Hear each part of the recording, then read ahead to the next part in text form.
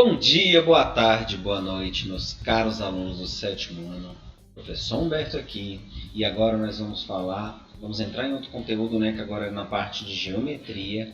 Vamos entender as figuras geométricas planas, mas para isso a gente precisa entender primeiro o que são ângulos. Então vamos começar na página 164. Então a gente vai entender alguns elementos dos ângulos, tá, como definição e a medida desse ângulo. Quais são os elementos que compõem o ângulo, tá bom? Então, todo ângulo ele tem um vértice, os dois lados e uma abertura, que é o próprio ângulo. Ele precisa então para ser formado do vértice dos dois lados. A abertura entre esses lados aí é chamado de ângulo, tudo bem?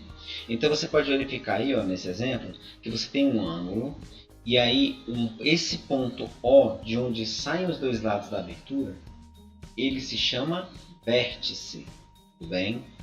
Essa semirreta que sai do vértice O em direção passando pelo A, ela é o lado do seu ângulo. Eu chamo de semirreta por quê? Porque ela tem uma origem, ela começa no vértice, mas ela não necessariamente não tem que ter fim. Porque independe do tamanho do lado. O que importa para a medição do ângulo é a abertura. Bem? Então aí o O, a região convexa entre o A e o B, que é a abertura do ângulo, e tem a região não convexa, que é a abertura de fora. Seria o que complementa a volta do ângulo inteira. Bem? Então as duas semirretas determinam os dois ângulos, um ângulo convexo e um não convexo. Mas a gente vai trabalhar, por enquanto, o estudo dessa parte convexa. Tá certo? O ponto O da origem ao vértice, semirretas OA e OB denominadas lados do ângulo. Como é que eu chamo assim o nome da semirreta? Você sempre vai pegar a letra do vértice e o ponto por onde ela vai passar. Porque por um ponto passam infinitas retas. E também uma reta tem infinitos pontos. Então do ponto que sai do O e passando pelo A é a semirreta OA, é o lado OA. O ponto que sai do O e passa pelo B é a semirreta OB. Sai do O e passa pelo B. Tudo bem? Como é que eu denomino o nome do ângulo? Você vai chamar de ângulo AOB. Você sempre coloca o ponto do meio como sendo o vértice. Então, se o seu A é o vértice, ele tem que estar no meio. Então, você pode chamar esse ângulo tanto de AOB quanto BOA. Dá no mesmo. Tudo bem? A medida de um ângulo é dada pela sua abertura, como eu já falei. Então, ela é diferente de centímetros. Centímetros você mede linearmente várias e vários metros, quilômetros e tanto faz. O ângulo não, ele tem um limite, ele tem um início e tem um fim determinado. Ele começa no 0 grau, então à medida que ele vai abrindo, vai contando os graus, 1 grau, 2 graus, 3 graus, até ele completar uma volta completa, que é 360 graus. Tudo bem? Qual é o instrumento que a gente usa para medir um ângulo? Se chama transferidor. Quando vocês pedem a lista de material para os seus pais, e aí você pede lá, o professor pediu para comprar aquela régua redonda. Não é régua redonda o nome, é transferidor. Então, com esse transferidor, você mede a abertura, que é contada em graus. O menor só pode ser o zero, quando ele está totalmente fechado, os dois lados estão um em cima do outro. Ou quando os lados já deram a volta completa e se coincidem novamente, aí é 360 graus. Tudo bem? As divisões de 1 em grau.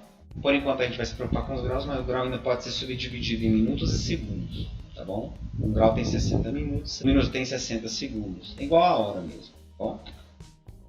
Então aí você tem os tipos de transferidor, você tem aquele transferidor de meia volta, que é o de 180, que você também pode usar para medir. Você faz uma marcação no 180, se você quiser uma abertura maior, você pega ele, gira e soma a quantidade de graus. E também tem o transferidor de 360, que ele já mede qualquer ângulo da volta inteira para vocês. Mas os dois servem da mesma maneira, tá bom? Vamos classificar os ângulos. Enquanto suas semirretas são opostas, dizemos que formam um ângulo raso de meia volta. O que quer dizer isso? É quando os lados abrem e eles ficam exatamente na horizontal, um oposto ao outro. Então aí ele dá um ângulo de meia volta, que é justamente a metade da circunferência completa. Então a gente chama de ângulo raso. Raso ou meia volta. Se uma volta é 360, esse ângulo vai ter 180 graus. Quando duas semirretas coincidem, obtemos dois ângulos, o ângulo nulo e o ângulo de uma volta. Então, aquele caso que eu expliquei. Uma semirreta está em cima da outra. Não tem abertura nenhuma. Então, é o ângulo nulo. Se ela der uma volta e parou no mesmo lugar, teria a mesma abertura, só que como ela já deu a volta, é um ângulo de uma volta. Mas elas têm a mesma medida que é zero. Então, usando o transferidor, determinamos as medidas dos ângulos em graus. Então, ó, ângulo de 1/4. Se uma volta é 360 e a metade é 180, 1/4, que é a metade da metade, vai dar 90 graus. Esse é um ângulo de 1/4 de volta. Ele também tem um nome especial, ângulo reto. O ângulo de uma volta, aí a gente já falou que é 360. Tudo medido pelo transferidor. Bom, professor, e os outros ângulos? Eles não têm um nome especial. Você mediu lá, bateu lá no 65, ó. O ângulo lá, ó, CAB, é um ângulo de 65 graus. Okay? Ângulos congruentes. O que quer dizer a palavra ângulo? É congruente. Quer dizer mesma medida. Ou seja, são ângulos que têm a mesma abertura. Então, olha lá, o ângulo AOB, o ângulo MPQ. Ao sobrepor os ângulos, notamos que os vértices e os lados dos dois ângulos coincidem. Veja a figura ao lado. É como se você colocasse os dois lados de um em cima do outro, exatamente. Então, AOB e MPQ possuem a mesma abertura e, portanto, a mesma medida.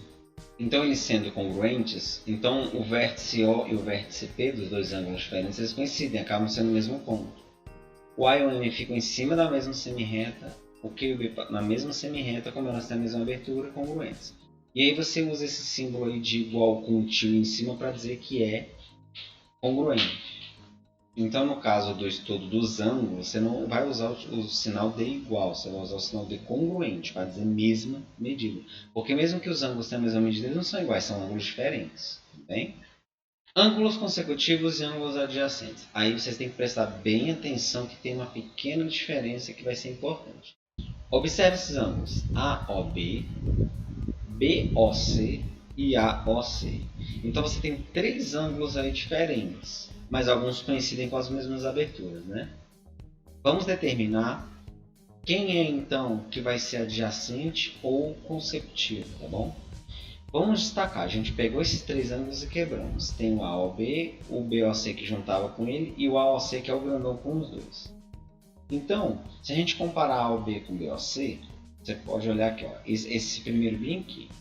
O AOB e o BOC tem um vértice comum que é o O, eles têm o mesmo vértice. AOB e BOC também tem um lado OB comum. O OB pertence tanto ao ângulo de cima quanto ao ângulo de baixo.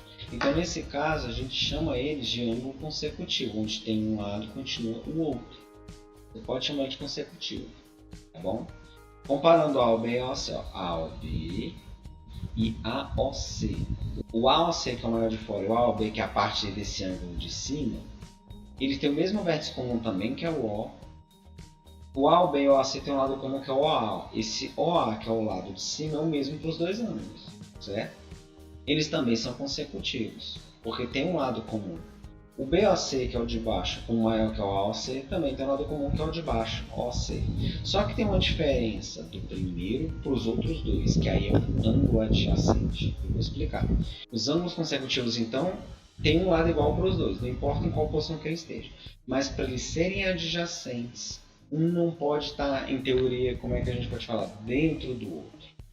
Então eles não podem ter pontos internos em comum. Então, ó, o AOB e o BOC estão totalmente separados. A abertura de um tem nada a ver com a do outro. Agora, o AOC com o AOB, por exemplo, o AOB está dentro do AOC, eles têm pontos em comum. Então eles são consecutivos, mas eles não são adjacentes. Para ser adjacente não pode ter espaços em comum dentro do outro. E o mesmo caso, o BOC também está dentro do AOC, que também só é consecutivo, não é adjacente. Beleza, pessoal?